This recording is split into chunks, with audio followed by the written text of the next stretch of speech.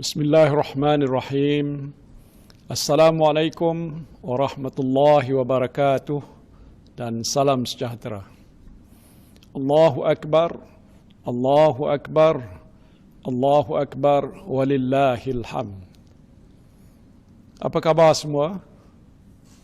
Saya harap saudara-saudari sekalian sehat walafiat. Alhamdulillah, setinggi-tinggi kesyukuran saya panjatkan kepada Allah Subhanahu wa taala kerana kita telah berjaya menjalani ibadah puasa sepanjang bulan Ramadan kali ini. 1 Syawal yang akan menjelang esok adalah hari yang ditunggu-tunggu oleh seluruh umat Islam setelah sebulan berpuasa.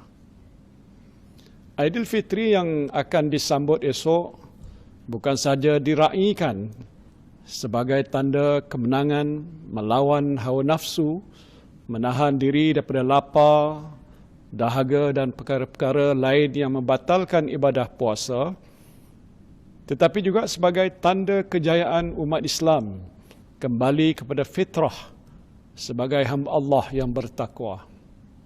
Sebagaimana firman Allah dalam surah Al-Baqarah ayat 183, Ya ayyuhallazina amanu kutiba alaikumus siyam kama kutiba alal lazina min qablikum la'allakum tattaqun.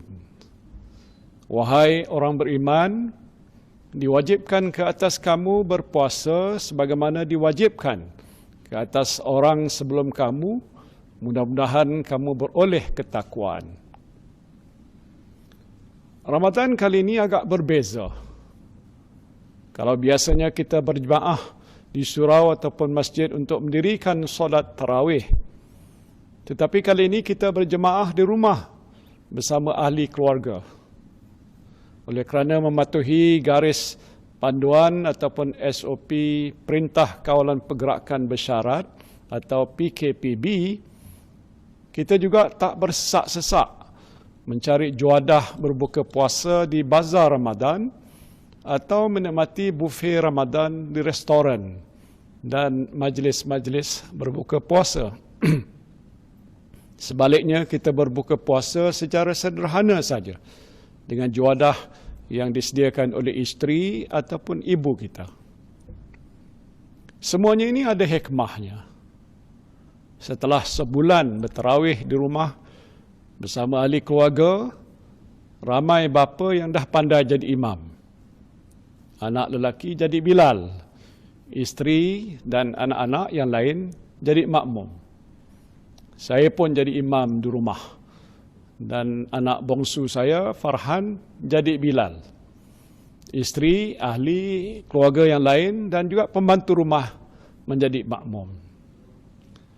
Bagi sebahagian keluarga, tadarus Al-Quran bersama ahli keluarga menjadi kebiasaan.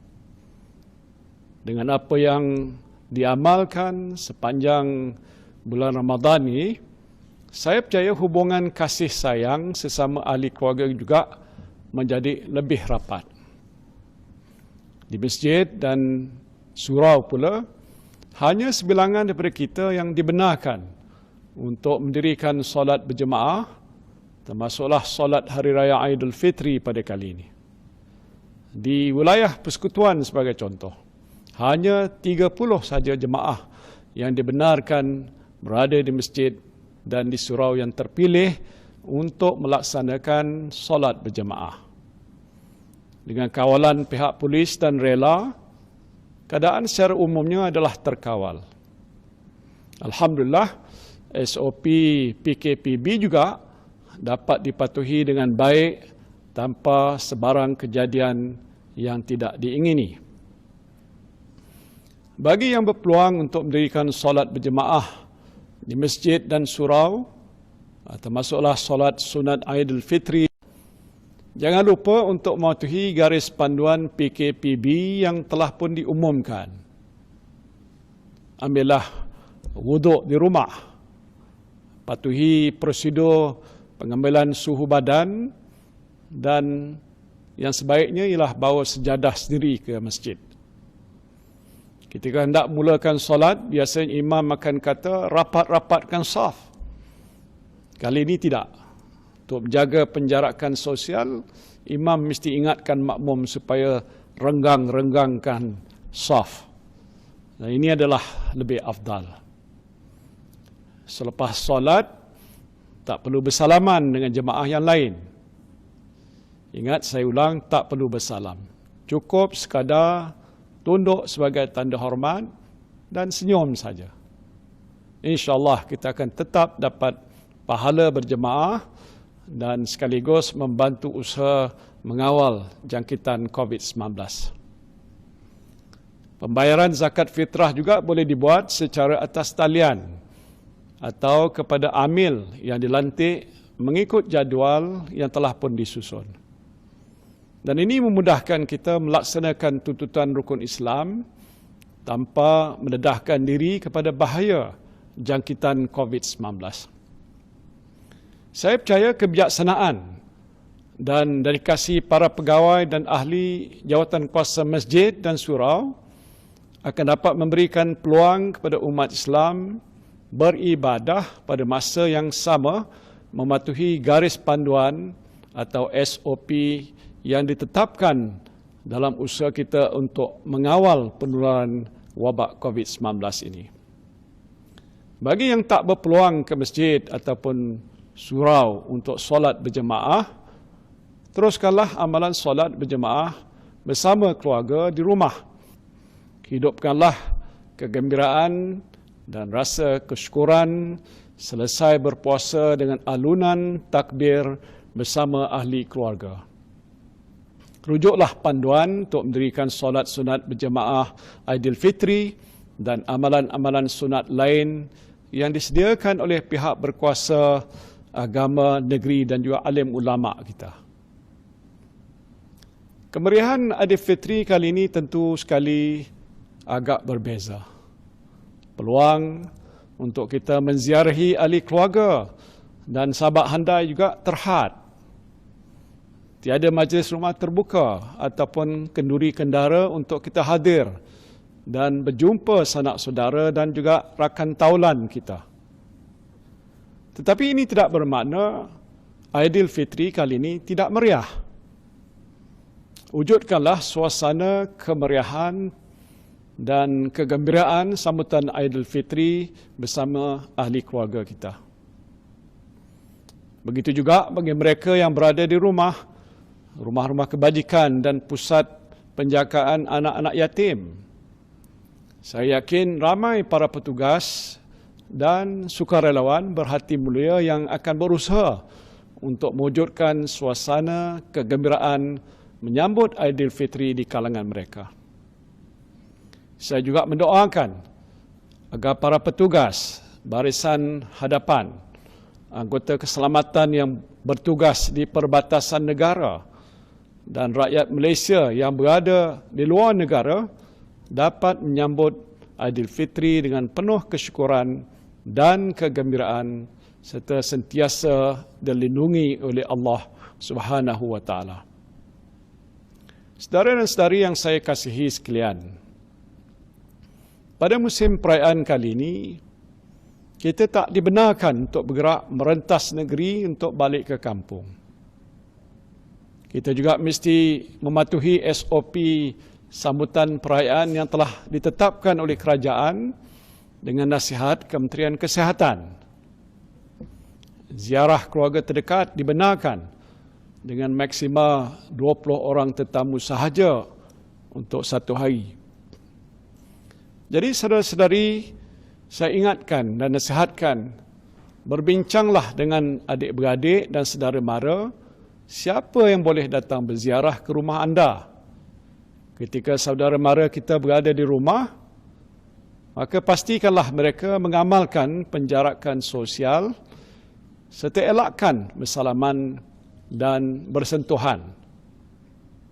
Jaga mak, ayah dan nenek kita yang telah berusia. Ini kerana mereka lebih terdedah kepada jangkitan COVID-19 ini.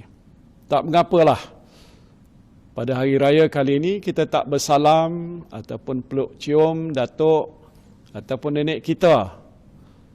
Bukan kita tak sayang mereka, tetapi kerana kita sayangi mereka lah, kita elakkan daripada menyentuh mereka.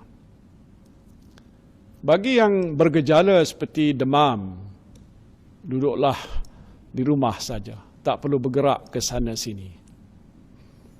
Elakkan bersesak-sesak di tempat ataupun ruang yang sempit. Pastikan anda jarakkan diri daripada tetamu yang lain. Kemudian, selepas selesai berkunjung ke rumah keluarga terdekat ataupun melayan tetamu, pastikan anda cuci tangan dan kekalkanlah kebersihan diri anda. Bagi tuan rumah yang menerima tetamu, bersihkanlah rumah anda dengan segera. Elakkan juga menziarahi pusara. Ini kerana kawasan perkuburan biasanya menjadi antara tempat tumpuan di hari perayaan ini.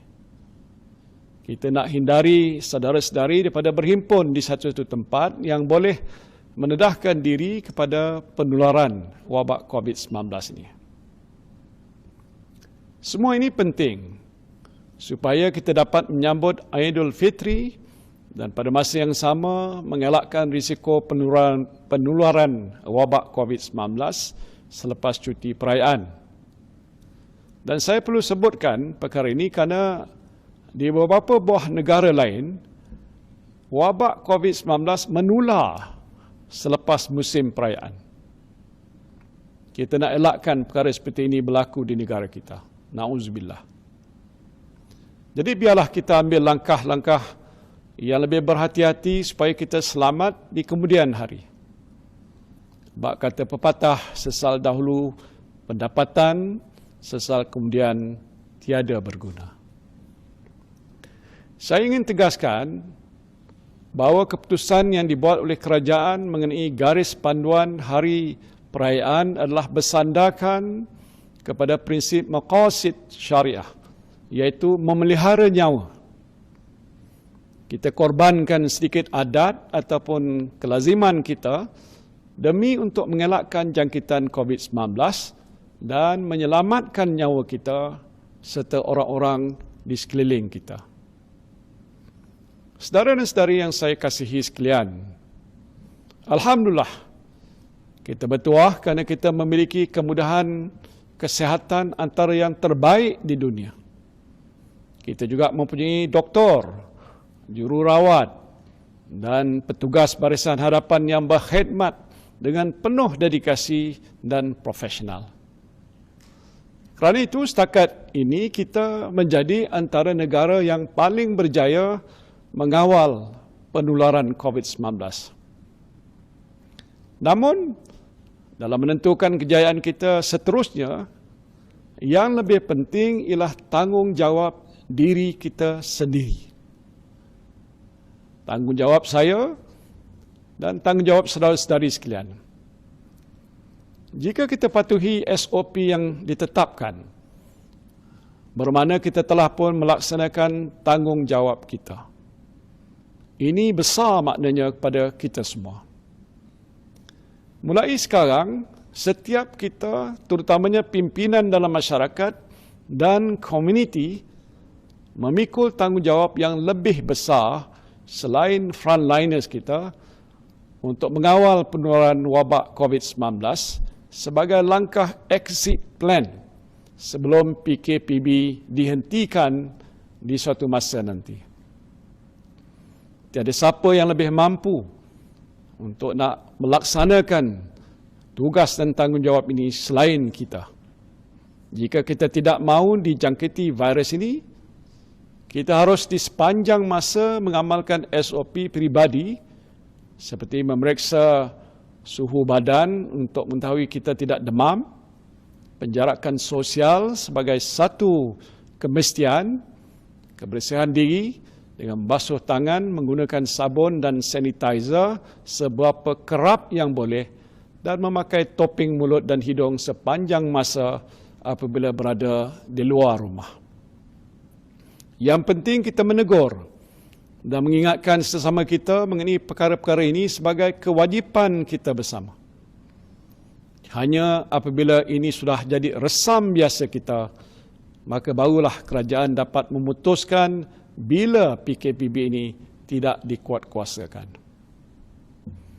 Kita telah pun berada di hujung Ramadan dan di ambang Syawal.